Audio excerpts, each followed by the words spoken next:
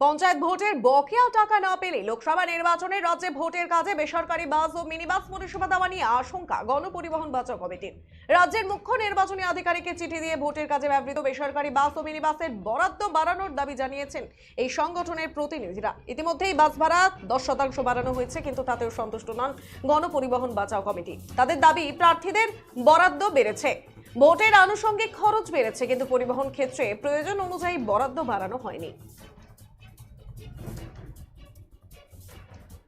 মাস থেকে 2024 ফেব্রুয়ারি থেকে আমরা একাধিকবার সিওকে এবং মাননীয় পরিবহন মন্ত্রী এবং পরিবহন সচিবকে পার্লামেন্ট ইলেকশনে যে গাড়ি নেওয়া হয়, প্রতিবার যেমন যে কোনো ইলেকশনে গাড়ি নেয় সে ব্যাপারে আমরা চিঠি দিই।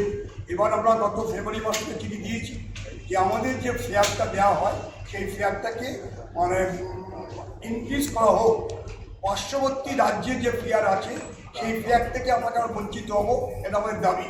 তা আমরা বলেছিলাম আমাদের ফেয়ার ছিল এর আগে 2300 টাকা করে বাস, 1900 টাকা করে মিনিবাস।